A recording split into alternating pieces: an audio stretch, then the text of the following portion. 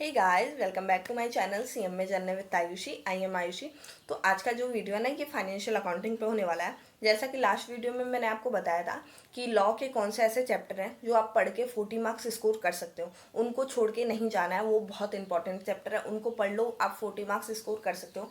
आपने अगर वो वीडियो नहीं देखी तो मैं टैग कर दूंगी, आप उसको जाके देख सकते हो।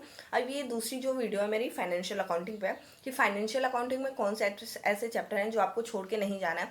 जिनको आपने कर लिया तो 40 मार्क्स तो गारंटेड है आपके आ सकते हैं। ठीक है, तो अब मैं शुरू करूंगी। ठीक है, अगर आपने लॉ वाली वीडियो नहीं देखी है तो मैं टैग कर दूंगी डिस्क्रिप्शन में, आप वहां जाके देख सकते हो, या कमेंट में मैं कहीं भी उसको लगा दूंगी, आप जाके सिंपली देख सकते हो। अब आगे मैं फाइनेंशियल अकाउंटिंग पे आगे। सबसे पहला जो हमारा फंडामेंटल अकाउंटिंग फंडामेंटल होता है, आप उसको पूरा प्रिपेयर कर लेना। उसमें भी क्या क्या करना है मैं आपको बता दूं। बिल ऑफ एक्सचेंज, बीआरएस और डेप्रिशिएशन और रेटिफिकेशन ऑफ एरर, ये 4-5 चैप्टर तो हैं जिनको आपको मस्ट करना है। इनको अकाउंटिंग फंडामेंटल में कर लेना। और इनको करने के लिए मैं रीज़न भी बता दूं, मैं आपको क्यों बोल रही हूँ, क्योंकि ये हमारे फाउंडेशन से रिपीट हो रहे हैं। और अगर आप कॉमर्स स्टूडेंट हो 12th तक, तो आपने 12th तक भी तो पढ़ा ही होगा। मैं बोल रही हूँ, मैं तो 12th तक मैथ की स्टूडेंट हूँ, तो मैंने तो नहीं पढ़ा, बट मैंने फाउंडेशन में पढ़ा है। लेकिन आप 12th तक कॉमर्स के स्टूडेंट हो तो आपने तो ये पढ़ा ही होगा चैप्टर, तो आपके लिए तो बहुत ईजी होगा। तो आप इन चारों चैप्टर को कर लो, मतलब अकाउंटिंग फंडामेंटल ऑफ अकाउंट्स में पूरा देख लो, उसमें ये चारों चैप्टर कर लो। दूसरा जो हमारा मॉड्यूल का आता है पार्ट, वो होता है बिल ऑफ एक्सचेंज, कंसाइनमेंट और जॉइंट वेंचर।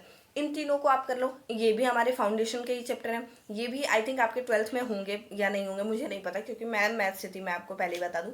तो ये भी पता नहीं होंगे कि नहीं होंगे, बट हाँ आपको ये कर लेना है, क्योंकि ये फाउंडेशन से हमारे रिपीट हो रहे हैं, तो इनको छोड़ के जाने का कोई मतलब नहीं बनता। ठीक है, इसको कर लो। फंडामेंटल कर लिया आपने, मॉड्यूल 2 कर लिया। फिर थर्ड वाले पे जाएंगे, तो उसमें थर्ड वाला जो हमारा सेक्शन है, वो जो थर्ड वाला हमारा चैप्टर है, वो मतलब सीरीज है, वो होगा हमारा फाइनल अकाउंट, एनपीओ और सिंगल एंट्री। इसमें बहुत लोगों को सिंगल एंट्री में दिक्कत आ सकती है, जैसे कि मुझे पहले आती थी, अब तो मैंने पढ़ लिया खासकर, तो अब मुझे नहीं आती है। तो फाइनल अकाउंट और एनपीओ, और ट्राई करो ना कि अब 2 मंथ तो बचे हैं, तो इसमें एक सिंगल एंट्री को पढ़ के खत्म करो, क्योंकि सिंगल एंट्री के 14 से 15 मार्क्स के क्वेश्चन आते हैं, तो इंपॉर्टेंट है, उसको पढ़ के खत्म कर लो। इस नए चैप्टर को मैं आपको पढ़ने के लिए बोलूँगी, क्योंकि ये मस्ट मतलब बहुत इंपॉर्टेंट है, तो आपको इसको पढ़ना पड़ेगा। ठीक है, तो फाइनल अकाउंट, एनपीओ और सिंगल एंट्री, इसको भी पढ़ के खत्म करो।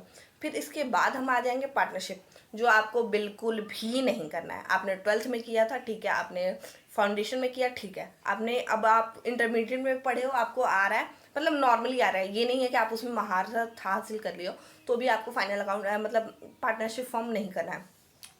क्योंकि लास्ट तक वो इतना बड़ा हो जाता है ना कि आप सिर्फ पार्टनरशिप फॉर्म को ही रिवीजन करते रहोगे और आप कुछ पढ़ नहीं पाओगे। तो मैं आपको सिंपली यही सजेस्ट करूंगी, अगर आपने कुछ नहीं पढ़ा है ना, तो पार्टनरशिप फॉर्म को भी छोड़ दो, मत पढ़ो उसको, उस पर दिमाग लगाने की जरूरत नहीं है। ठीक है, उसके बाद हम आएंगे, तो उसके बाद हमारे 4 चैप्टर के जो सीरीज बनेंगे, लीज अकाउंटिंग, ब्रांच अकाउंटिंग और हायर परचेज और इंश्योरेंस क्लेम। इसमें मैं आपको बोलूँगी ना, आप हायर परचेज और इंश्योरेंस क्लेम, ये दोनों चैप्टर आप कर लेना।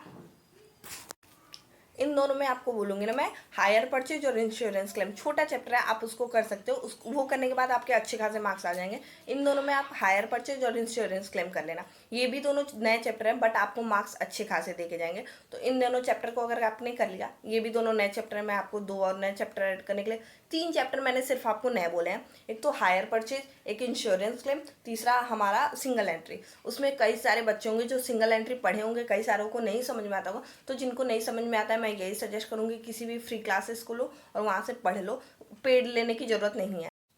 ठीक है, तो आपने अगर मतलब 3 चैप्टर हम मैंने आपको नहीं बताए, ये सब कर लिया, आपके 40 मार्क्स से अबव आ जाएंगे। मैंने आपको छोड़ा क्या है, मतलब पार्टनरशिप, ब्रांच अकाउंट और लीज अकाउंट, क्योंकि ये बहुत बड़े हैं। अगर आप अब इनमें फंसने जाओगे ना, तो आप पूरा ही फंस जाओगे, ना निकल पाओगे, ना कहीं हो पाओगे। तो मैं आपको यही सजेस्ट करूंगी, इन्हें छोड़ो, जो हमारे फाउंडेशन के फंडामेंटल चैप्टर है उनको करो और आगे बढ़ो। ठीक है, और लास्ट में जो अकाउंटिंग स्टैंडर्ड वाला हमारा पार्ट है ना, मैं आपको बताऊंगी ना, एक 6 से 7 घंटे का वीडियो है, मैं उनका नाम भी बता देती हूँ आपको, आकाश अग्रवाल क्लासेस।